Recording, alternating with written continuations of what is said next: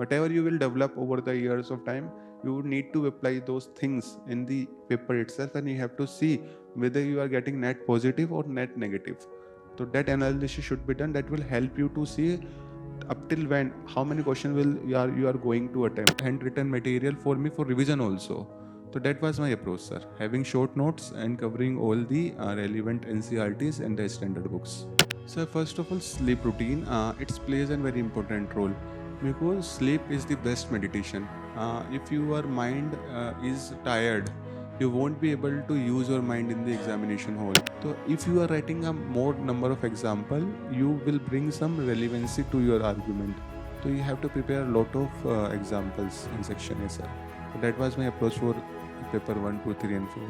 Consistent रहना है, perseverance रहना है, थोड़ी रेजिलियंस बना के रखनी है. The chances, the probability of getting selection will increase, sir.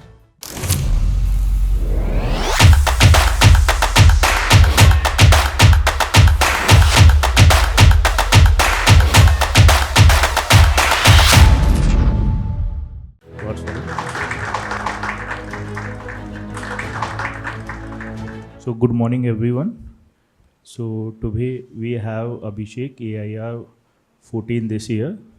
So he has a very good journey of UPSC. This is his third time in the list. Last year he got IRS, last year IPS and this year IAS. So please a very big round of applause for him. I will request Gitika ma'am to please do the facilitation of Abhishek. We will do it in a structured manner. Okay, he will share his journey and how he prepared related to various aspects of exam, and in between we will take your questions also. So if you have questions related to prelims, mains, so segment by segment we will do that. Okay, so Abhishek, I will start by asking a very basic question. How this year, when you saw your name in PDF, was different from the last years?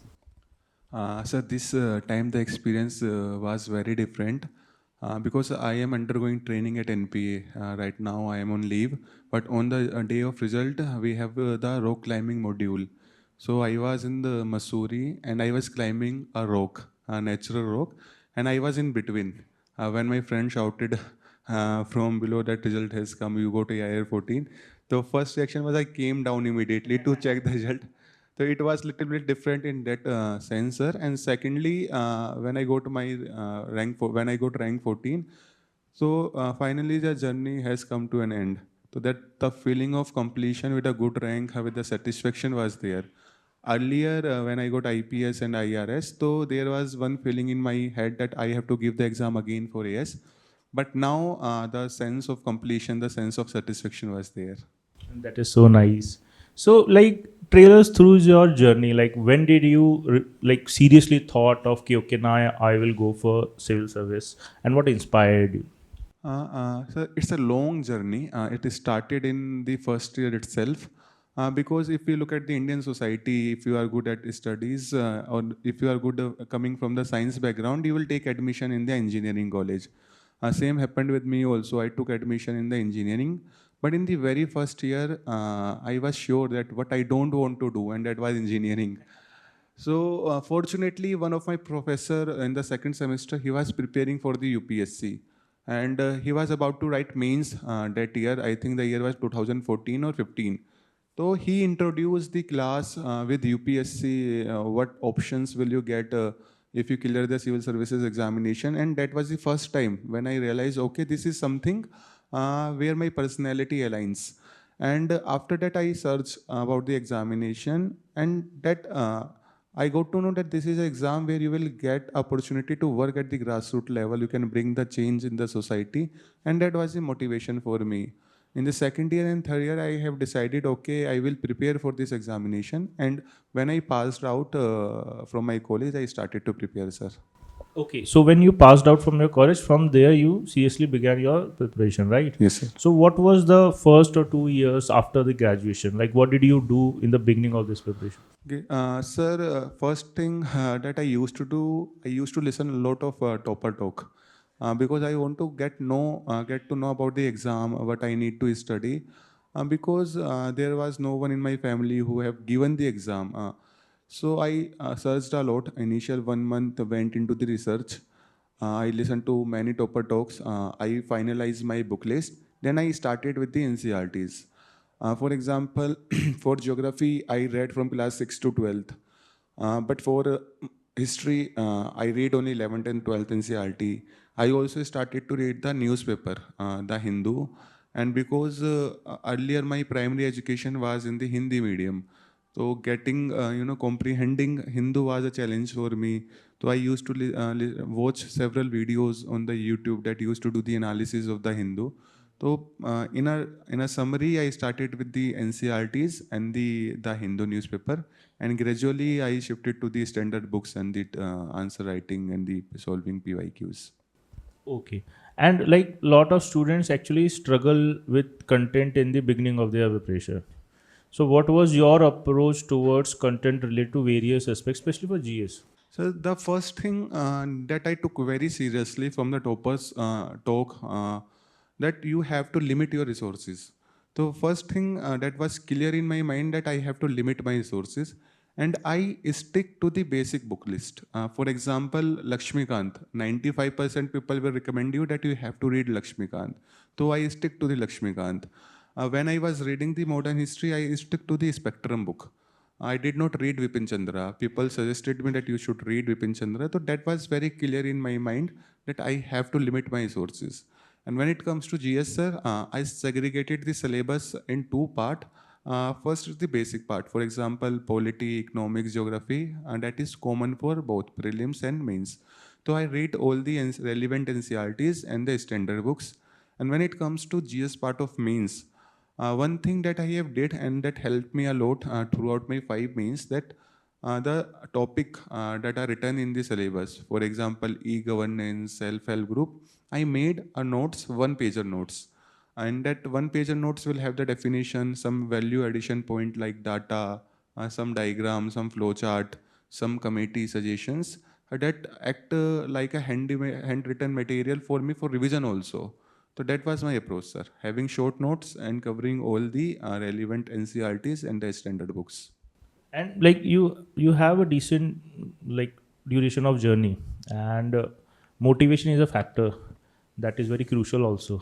Yes, sir. So how did you kept your motivation level at the required Uh, pace as well as levels? yes, sir. When it comes to motivation, sir, my funda is very clear that this exam is very long. Even if you clear this exam in the very first attempt, it will take at least 1.5 to 2 years. So generally, in my opinion, that motivation should be internal. Many times I saw aspirants who get motivated by the external resources. For example, they will watch some movie, or somewhere in their friend circle will motivate them, or there may be some pressure from their parents. But that is not sustainable. The sustainable motivation is internal only. And for me, I have my own reason why I want to prepare for this examination, why I want to be a civil servant. The answer of that why helped me a lot, sir. During the phase of self-doubt, anxiety, fear, that answer of that why helped me. It acted like a motivation factor for me. That is the answer, sir. And like as you said, motivation is internal, but there are a lot of distractions also, especially social media. So were you active on social media while you were preparing actively in this exam? Sir, I have a very on and off relation with social media during preparation. I was not totally inactive also, but there are phases when I deactivate my accounts also. Before prelims, before mains, I used to deactivate my account. But when the exam is 2 or 3 months away, I used to be little bit active on the social media, sir. Because what I feel that if you totally cut yourself off from the rest of the world, the journey for me at least become bit more depressing. So to get into my senses, to remain calm and composed, I used to engage with the rest of the world, and for that social media helped me. So what would you suggest to somebody who's starting their preparation? How should they manage their social media and these kind of distractions? Sir, not just with social media, but with everything in your life. It may be social media, it may be any other thing. you should be very clear that you should be control. You should have control over that aspect. That thing should not control you. So that was in my mind that that day I feel that okay, this social media is controlling me during my preparation. It is hampering my preparation. I used to deactivate my account. There was a time when I deleted the WhatsApp account also. So you have to take the control. There is no standard answer. You have to do this. You have to do that. You need to be a constant. You have to see the. You have to constantly see whether this thing is hampering you or not. And I used to do the same. The moment I feel okay, this is hampering my preparation, I am feeling distracted, I used to deactivate that account immediately. So, when did you start, like, thought about taking your optional as PSIR? Because you did not have that background. So, what inspired you or motivated you to go for PSIR? Sir, when I was deciding about my optional, PSIR was not in my mind. Initially, I thought of taking philosophy as my optional. So I took admission in one of the coaching center also. They provided three free classes. So in the second class itself, I decided, okay, this is not going to be my optional because it is very abstract. So then I thought, okay, I will take anthropology. Read anthro for 2 or 3 days. Then I was like, this is something I will not able to sustain my preparation with. So at that point of time, one of my junior, she was preparing for UPSC with political science optional. I talked to her. She was like, okay, the syllabus is vast, but it has a lot of coverage with the GS, and the guidance is also there. And generally, the things are static, especially in paper 2, 1A and 2A. So with her reference, I look at the syllabus of the PSIR, then I found, okay, I have interest in IR also, and the paper is having a good coverage with GS. So then I decided, okay, this is something which I can take as my optional. And interest is crucial. Like, you need to be confident you will do that. Like, with Mhm. philosophy, you did not get that Yes, sir. confidence, I suppose. For optionals, the interest is the should be the prime factor when you are going to select your optional, because in GS you need the length of your knowledge, but when it comes to optional, you need both length and breadth. You need to read the subject in detail, in depth also, and until and unless you don't have interest in your subject, you won't be able to do justice with it. So for me, interest was the prime factor behind taking political science as my optional. Now, coming to current affairs, right? Right now, there's a lot of confusion about current affairs. Somebody go for newspaper, somebody says don't go for newspaper. There are magazines also, the YouTube channel also. Everybody is giving something related to current affairs. So, what was your approach to current affairs? Sir, for first attempt and for second attempt, I used to show the videos over YouTube of the Hindu analysis. Then I realized that newspaper has a utility, but that utility can also be fulfilled by the current affairs magazine, because most of the current affair magazine, they derived themselves from the newspaper and from magazines like Yojana Kurukshetra also. And I always feel that if someone is taking pain for you, why should you take the pain again? If someone is reading the newspaper, if someone is reducing that newspaper into the current affairs magazine, then you should follow it. So after first or second attempt, I stopped the newspaper to an extent. I relied upon the current affairs magazine only. But at the same time, I used to keep tap on the news also. For example, there are some websites, their application, Google News ho gaya, InShorts ho gaya. I used to have those application in my phone, so that at least I should be aware ki what is going on in and around the world. So that was just to keep eye on the news, and for UPSC specific preparation, I relied upon the current affairs magazine, sir. Okay, then we will move to prelims now.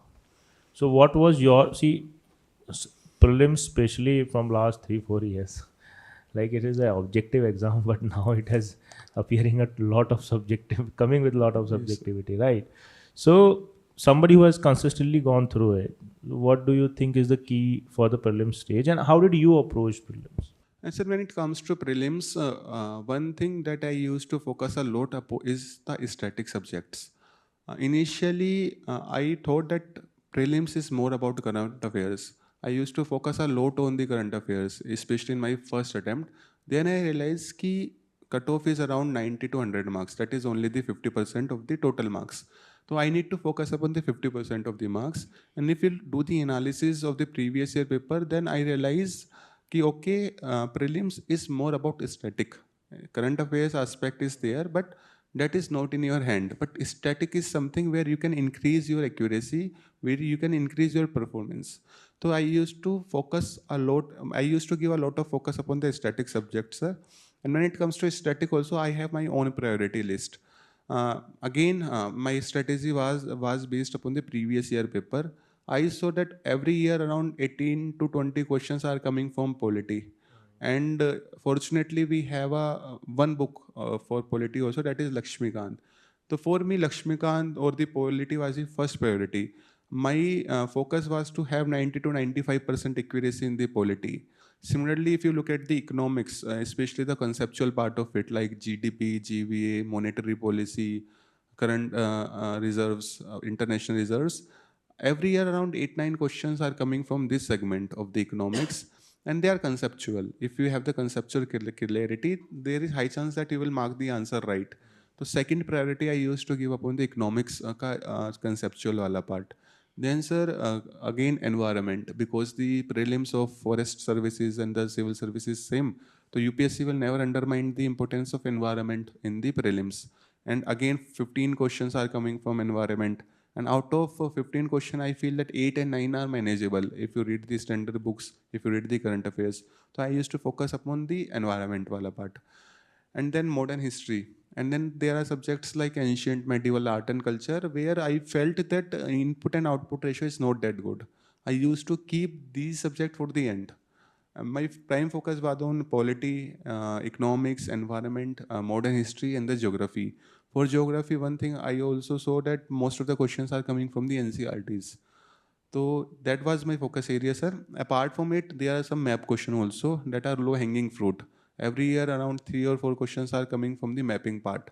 And there are favorite areas of UPSC, like the areas around Mediterranean Sea.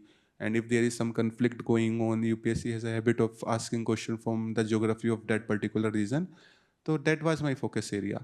So with that, having priority list, giving focus on those subject first, then reading ancient, and then reading the current affairs from the magazine. And lastly, sir, the most important aspect is to do practice, because prelims is also now applied. They are not asking very direct question. You have to apply your mind, and solving MCQ is a skill that can be developed only by practice. So I used to do a lot of practice. Initially, I used to solve around 60, 70 mock test also. And more important aspect is also the previous year paper, because UPSC may, if you develop a skill of reading the UPSC language, because UPSC sometimes frame a question in particular language, and with that you can eliminate the option, जिसको हम elimination technique या common sense बोल देते हैं. That will develop only when you do a lot of PYQ practice. So that was my approach, sir. Priority, PYQ, and mock tests. And like the lot of students get confused vis-a-vis note making and revision. So, like, were you very particular about having this such kind of notes, short notes, that notes, and how many times did you revise it? Like, what was your approach towards note making and revision? Yes, sir. For me, I am a sir very old school kind of person. I made my notes handwritten. I have notes for almost all the subjects, because I know that if I am reading Spectrum, that is a very bulky book. I won't be able to revise from that Spectrum. So after second or third reading, I make in my second attempt only I made notes of the Spectrum. And in my third attempt, in my fourth attempt, in my fifth attempt, and in my sixth attempt, I never opened the Spectrum. I only revise my notes, and that notes are very detailed. Then I know that I have written all the important aspects of the spectrum in my notes. And when you have a handwritten notes, you can revise with a speed also. Your speed of revision will also increase. So, sir, I made notes for 90% of the subject, and that was the handwritten notes. And when it comes to mains, the importance of note making is increased manifold, because in between GS2 and GS3 you will get a very less time to revise, and if you have a short notes you can revise very effectively. So in my opinion, notes played a very important role in my journey. And sir, I did the effort in the first or second attempt only. उसके बाद क्योंकि I have to only revise my notes, I have to only update my notes with the current affairs, the amount of efforts will come down drastically. So I feel that notes making played a very important role. And did you go for note making for current affairs also? No, sir. For current affairs, I did not make any notes. I have my static notes. For example, I have a notes on the topic e-governance. Then when I was reading the current affairs magazine, for say for example of GS2, and if there is some news with respect to the e-governance, and I used to extract the important data, important fact, important policy of that particular topic, and I used to write that thing in my static notes itself, so that they become comprehensive. ठीक है, for current affairs also, for static also, I have a one notes. I used to keep them updating. Okay. So, like, did you find these magazines and compilations? Like PT365 is there. So, did you refer that for your prelims examination? Yes, sir. PT 365 ko I used to read. Similarly, mains 365 I also refer for my mains. But I did my own part also. For example, but I feel that mains 365 say have, for example, 100 pages.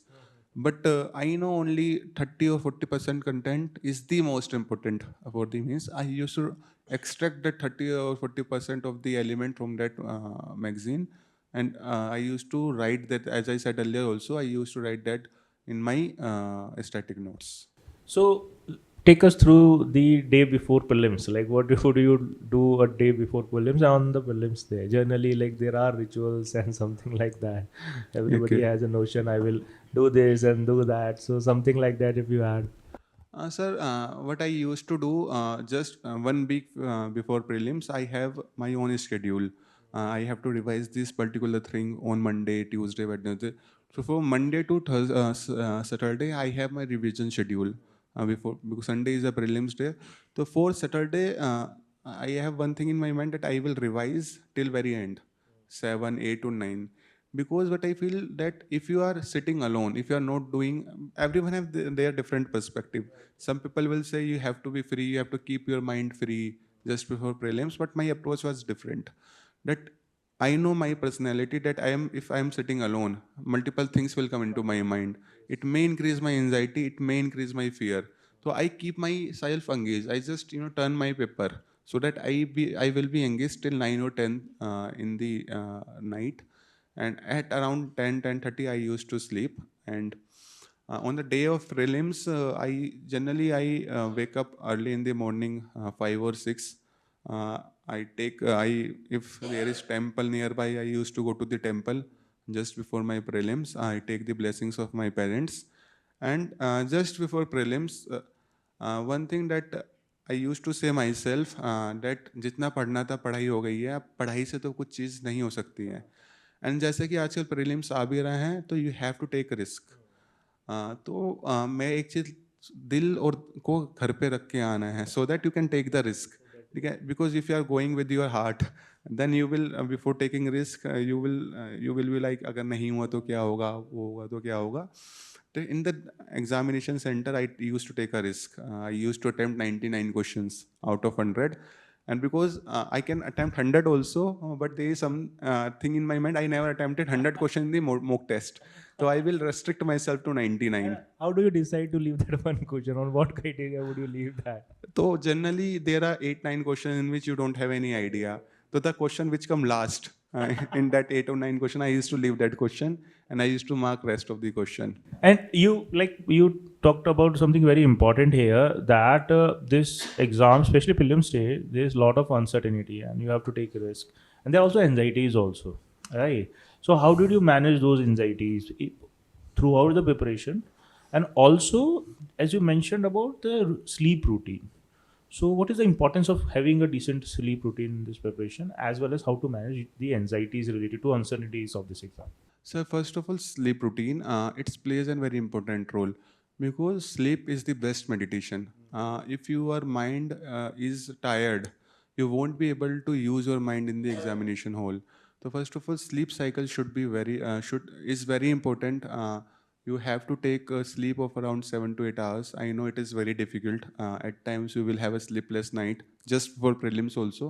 I remember before my fourth prelims, I was like, मुझको 10 बजे सोना है.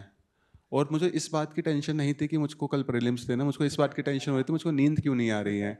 उस tension में मेरा सुबह का 2 या 3 बज गया। तो दैट इज़ देयर, मतलब sleep should be there, you should have a very good sleep before the exam. And sir when it comes to the anxiety, how to manage anxiety in the examination hall, sir but I feel that if you are a serious aspirant, अगर आपने सब चीज़ें अच्छे से पढ़ी हैं, आपने अच्छे से रिवाइज करा है, तो you should be confident in the examination hall.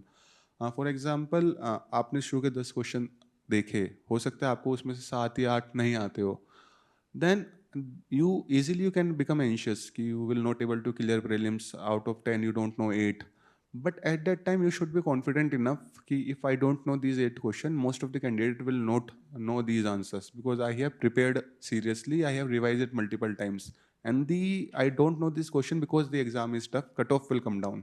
You have to give yourself that confidence. It may be a fake confidence, ठीक है, but if even if you are giving yourself fake confidence, that is good because it will help you to calm down.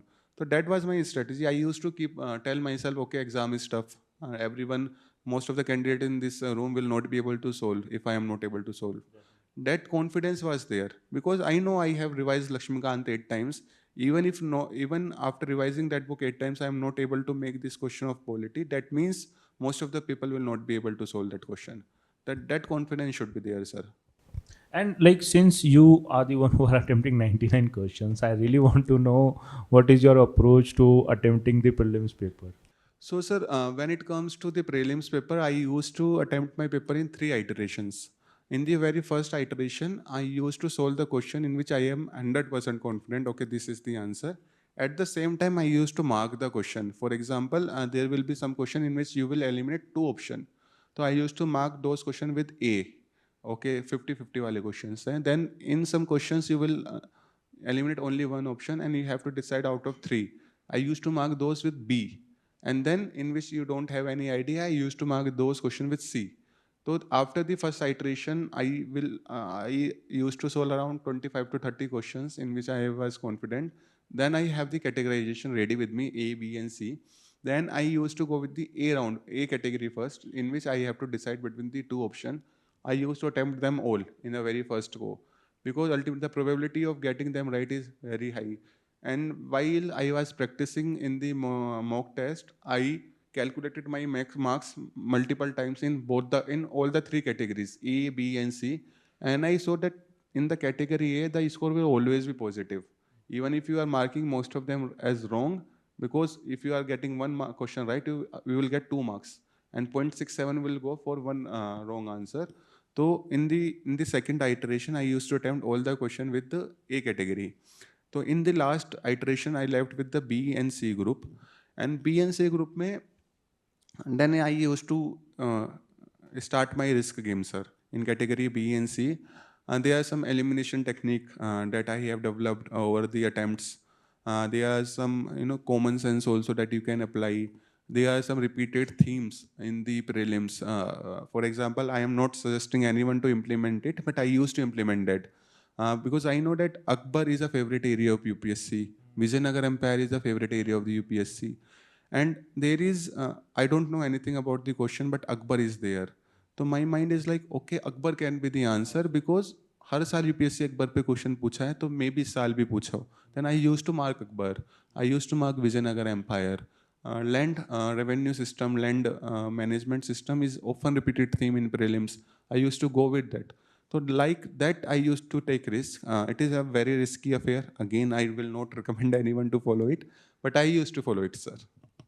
Now, any doubt related to prelims? You want to ask something?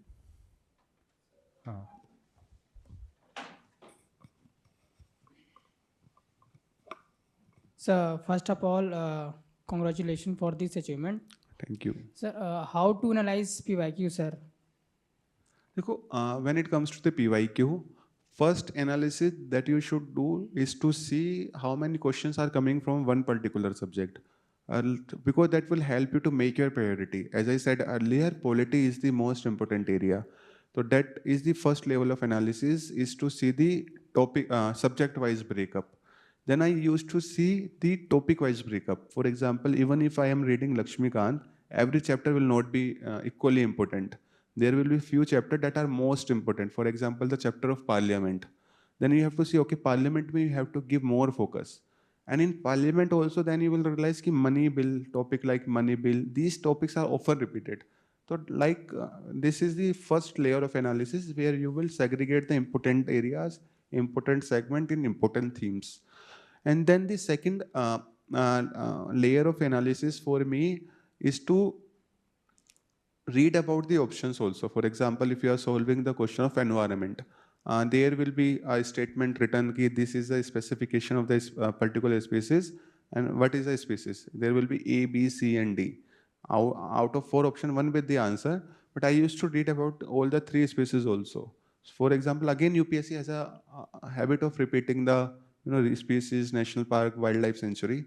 So you have to read about the options also. And if that options is coming again and again in the previous year paper, that becomes very important. That is the second area of the analysis. And third is the elimination technique. Whatever the elimination technique, or you can say the common sense, whatever you will develop over the years of time, you need to apply those things in the paper itself, and you have to see whether you are getting net positive or net negative.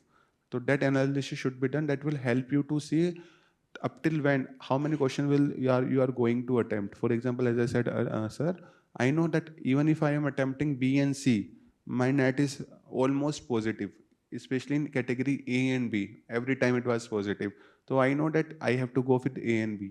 I was able to take that risk because I do the analysis that I am getting the net positive. So that 3-level analysis I used to do when it comes to the previous year paper. Thank you, sir. So now let's move on to mains. So please tell us what was your approach for GS 1, 2, 3. Like we will tackle 1, 2, 3, and then essay and ethics differently. So what was Okay. your approach for 1, 2, 3? Sir, in GS also largely I have the same approach of making priority clear.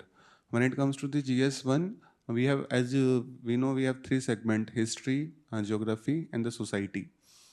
When I wrote my first mains, I focus a lot upon the history and the geography. I was not able to prepare society in very much detail. But after writing the exam, felt one thing, that most of the questions in the society segment are static in nature, and the themes are often repeated. For example, they are asking question on the women empowerment, globalization, localization, caste system. These are the static themes.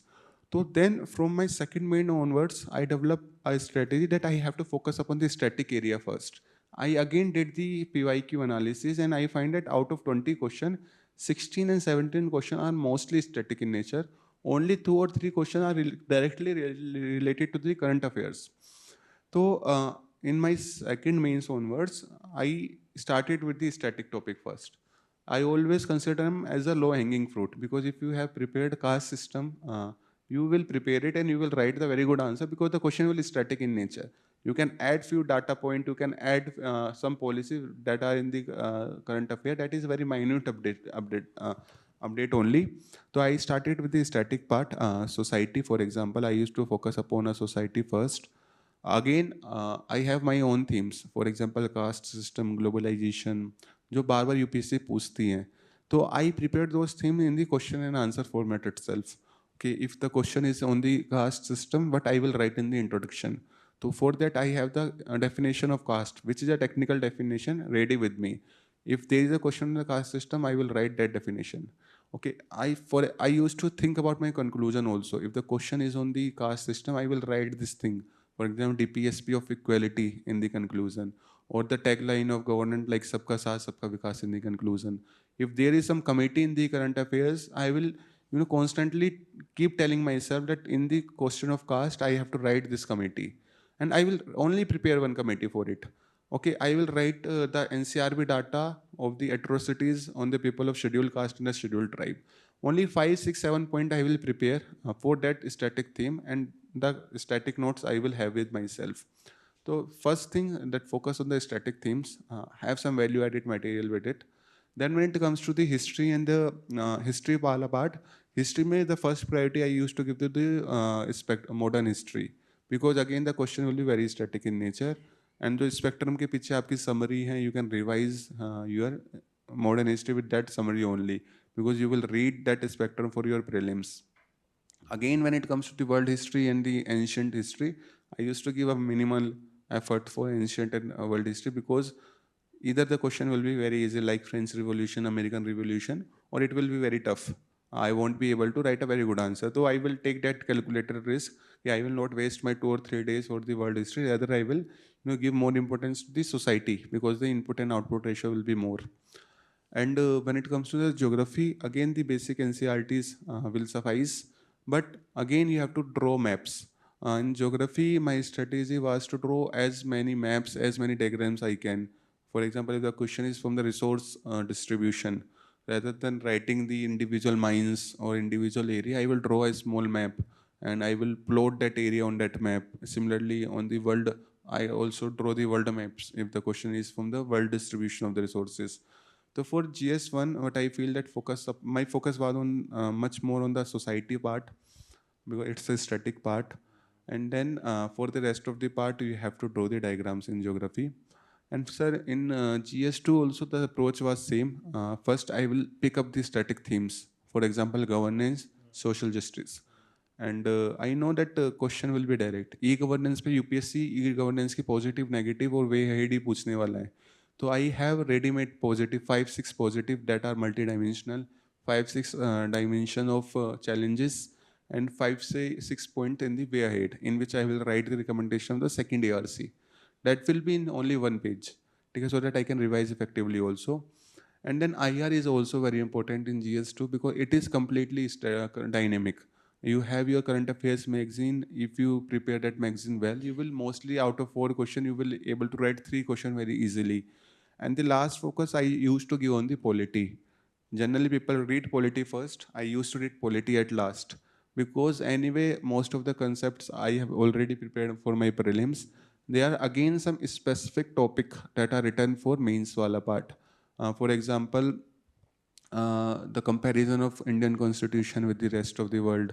Again, if you look at the previous year paper, UPSC will only ask question. Generally, UPSC will ask from USA and UK ka constitution. So I only prepared only 2 comparison, one with the USA, one with UK.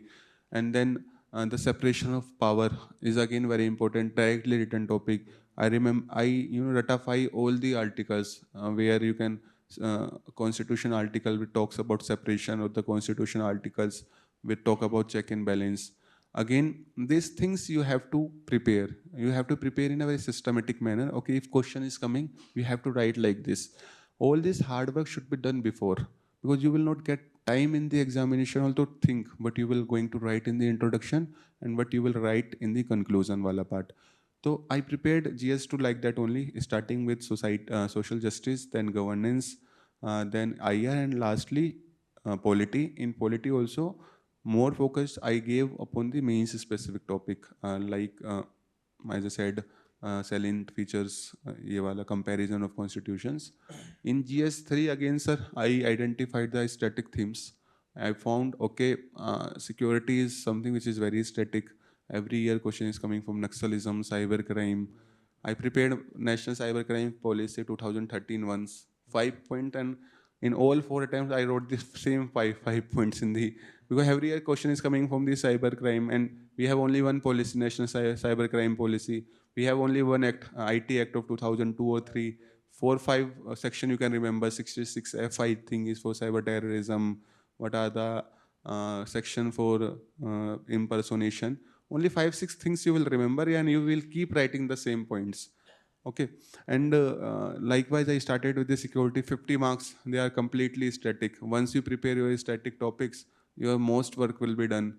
Then I used to read about the agriculture wala part, in which we have to read about MSP, PDS, buffer stocks. Because again, every year, if you look at the topic that are written in the syllabus, they are as it is picked by the UPSC. What is the potential of the food processing sector in India? Well, that is written in the syllabus. Food processing sector hyphen scope, upstream challenges, downstream challenges, and question is coming directly. So I prepared this topic directly, because these are the static themes. Shanta Kumar committee is there. Remember 4 point, write in the FCI wala question. Every year you can write. Similarly, food processing scheme, there is a mega food park scheme. Write that scheme every year. Question is coming. Similarly, irrigation में आपका drip irrigation पे है. they are आपका irrigation वाला policy है, write that policy. So I identify these area in GS 1, 2, 3. I prepare these things in one page and I keep reproducing that in the examination hall with the slight updation with the current affairs. That was my approach, sir, for GS 1, 2, and 3. Ethics में sir, my approach was little bit different. Uh, Again, in ethics, you can divide your syllabus in three parts. One is of the public administration वाले topic, जो आपके last के दो 7th और 8th topic हैं. There are few topics of the philosophy and there are few topics of the psychology. Again, when I did the analysis of the previous year paper, I found that the topic of the public administration, in which we read about citizen charter, code of conduct, code of ethics, they are generally static. Questions are coming directly out of these topics. So I only prepared these two topics directly. I prepared them everything that was written in the syllabus, and then the topic of philosophy, in which they will give you three quotes and they will ask what do you understand by that thing, and then I focus upon the word you. UPSC asking what do you understand by. They are not asking what Plato was meant with this quote. So when I have to write my own understanding, I skip that part completely, because anyway I was reading some philosopher in my political science. And when UPSC is themselves asking that what do you understand, I will write my understanding. And for that I develop my own framework. Okay, I will write that what is the social significance of this quote, what this quote, how this quote is applicable in the political domain, or you can write in a temporal manner also. What did the quote? How does this quote can be applied in applicable in the past? How you can apply this quote in the present time? How this quote will help you to solve the future problems like of climate change and the terrorism? So I have 2 or 3 framework ready with me. I just put my framework. I fit that quote in that framework, and I used to write my answer. And when it comes to the topic of psychology, for example, aptitude, attitude, these are if you look at the paper, these are slightly applied in nature. UPSC is not asking very direct question out of it. So what I did, I solved. There is a series on the VisionIAS YouTube channel in which Smriti Madam discussed all the, I think, 5 or 6 year ka question paper. So I only listen to the psychology wala section, ki how you have to write the answer in the aptitude, how you have to write the answer of the attitude question, aptitude question, and like that I developed a framework also. Ki if question is coming that from that section, how I should write the answer. Then those videos help me a lot from the YouTube channel. And case study mein sir, I used to write generally 3 approach. One is very idealistic. One is the approach that you won't take, an ethical approach we say, and one is a pragmatic approach, the practical solution. So my focus is to go with the pragmatic and the practical answer, because that is something which I feel that UPSC wants to see, how you solve the problem practically. Because ideal solution to everyone can give. We have to write a practical, very practical solution of the case study. So my endeavor was to write the very practical answer. The approach which I used to select is the pragmatic one, and I think that the justification is very important of your approach. So when I was writing the justification, I used to write the philosophers of the political science.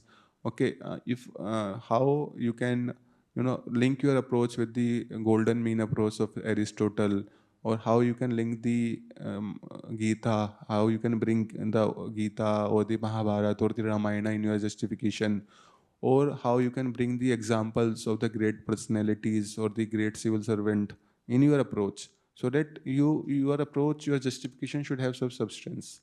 That is the about the case study wala part. And one thing that I forget in the ethics section A is the example. You have to prepare a lot of examples, because that will, because anyway you are writing a very abstract thing in section A. So if you are writing a more number of example, you will bring some relevancy to your argument. So you have to prepare a lot of examples in section A, sir. So that was my approach for paper 1, 2, 3, and 4.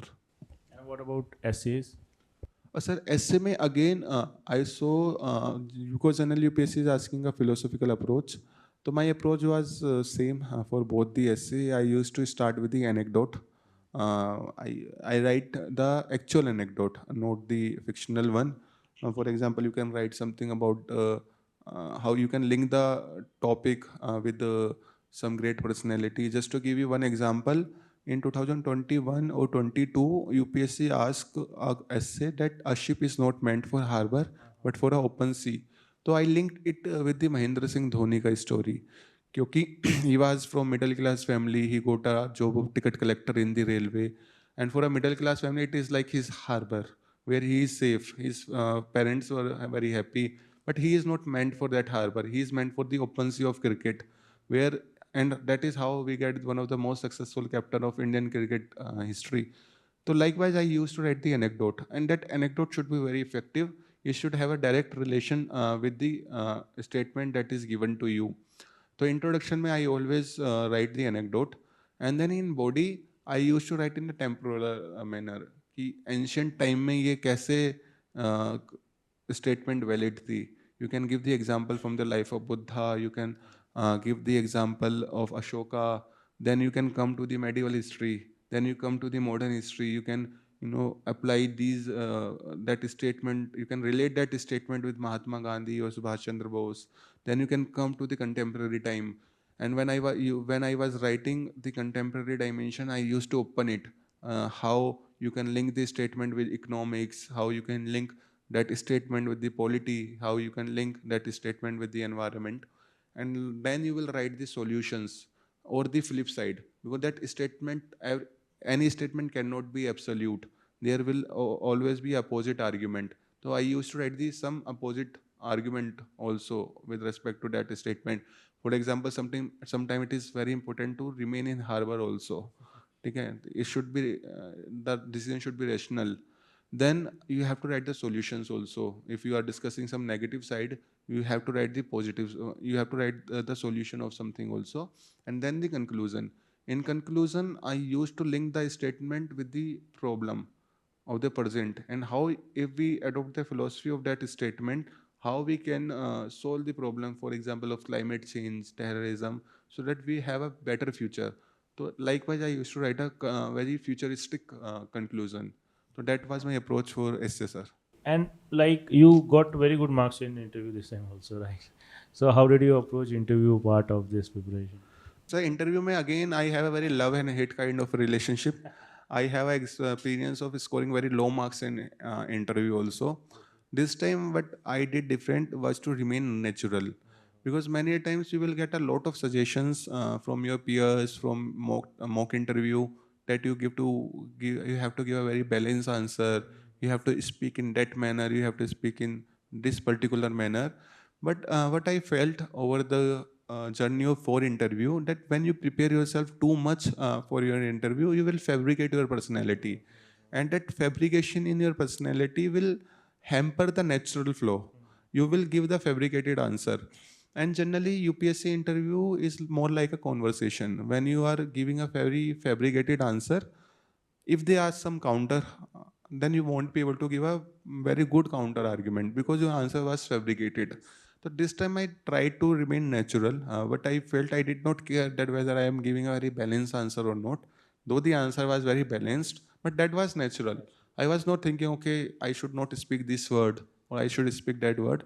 That was a natural flow, and because of that, I was able to, give the counter argument also to their questions, and that was my approach, sir. And second, we should always remember that this is a test of your personality. This is not the test of your knowledge. So there are few aspects of your personality that is written in the notification itself. You calm, composure, confidence. This thing should be there with you. Be truthful, have some confidence, give the right constitutionally right answer. That is enough for the personality test. So what is the one advice that you have very good experience, very rich and in-depth experience of this preparation, and you have seen the zenith of it also, right? So what is the one advice you will give to somebody who is just starting this preparation right now? Sir, if I have to reduce my 6 attempts into one word, and that will be the perseverance and resilience. There will be a phase when you will feel that you won't be able to make it. There will be a phase of demotivation. There will be a phase of anxiety, fear. But trust me, every year 1,000 people got selected, and everyone has saw the same phase of demotivation, anxiousness, and feeling of self-doubt. But perseverance should be there, resilience should be there. No matter what is going in your life, no matter how much stress you are feeling right now, you have to be resilient. You have to prepare. Okay, it may be a case that on a particular day you will only read 4 hours or 3 hours, but that is important. आपको consistent रहना ही है और कोई भी चीज़ आपके ऊपर हावी नहीं होने देनी है. And if you remain, and this exam is very basic. If you follow the process right, if you follow the process, don't be result oriented. Follow the process right. Follow the basic things. Consistent रहना है, perseverance रहना है, थोड़ी resilience बना के रखनी है. The chances, the probability of getting selection will increase, sir. Thank you so much, Abhishek. This was really a very interesting and in-depth experience and insights that you have shared. A big round of applause for Abhishek. Thank you, sir. Thank you, everyone.